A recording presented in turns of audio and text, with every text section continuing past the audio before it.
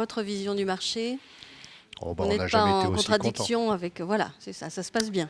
Non, c'est plutôt effectivement, malheureusement pour rebondir sur toutes les observations passées, une très grande préoccupation pour l'ensemble de la profession, mais aussi peut-être de nos concitoyens, de savoir un petit peu comment nos futurs gouvernants pourront axer la politique du logement dans des contraintes fiscales très vraisemblablement encore plus compliquées que les années passées.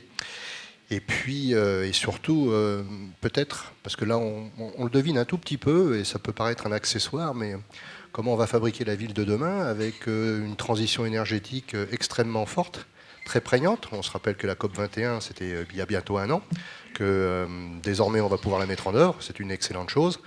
Et puis, des modifications assez importantes au niveau des usages, de la consommation de la part de nos concitoyens. Et une question assez saugrenue, comment fera-t-on pour pouvoir poser des prises électriques dans tous nos emplacements de stationnement pour des futurs véhicules électriques très intelligents qui vont se balader tout seuls un petit peu dans toute la ville. Et par voie de conséquence, des questions que nous allons devoir nous poser, nous, professionnels de l'immobilier, qui fabriquons ou refabriquons la ville, de voir comment on va pouvoir un petit peu remettre du sens social dans toutes ces économies de plus en plus de partage, avec des volontés d'avoir des places et de l'agora et énormément d'échanges entre nos concitoyens, à la fois dans le travail comme dans le logement, et donc une modification plus ou moins sensible de ce que nous allons fabriquer. Des logements évolutifs, des bureaux, Bruno Corinthi, vous l'évoquiez tout à l'heure, qui désormais sont plutôt fondés sur des emplacements plutôt que sur un concept plus, je dirais, digne du siècle dernier, qui était un très gros siège social où on avait énormément de place.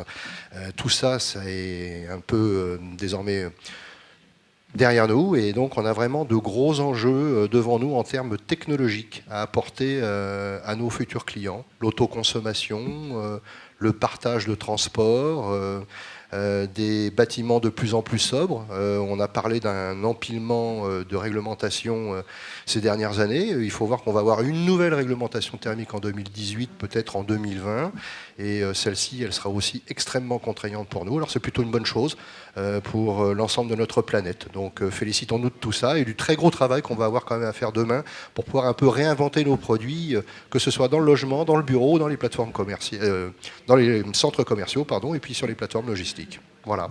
Et puis, si vous me posez la question de l'opération phare, je me permettrai simplement de commenter celle qui a été élue par nos pairs lors de la remise de la pyramide d'or de la profession en début de cette année.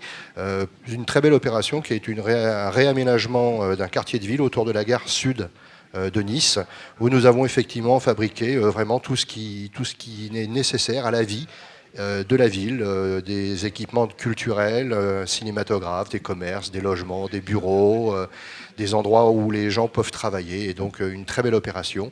Puis au niveau du tertiaire, nous avons inauguré aujourd'hui avec le sénateur-maire M. Collomb à Lyon une très belle opération qui va terminer la partie sud de la gare de Lyon, et la gare de Lyon à Lyon, hein, bien sûr, Sky 56, que nous réalisons avec nos camarades du groupe Bouygues, et nous en sommes particulièrement fiers. Voilà, madame. Bonne soirée. Très bien, merci.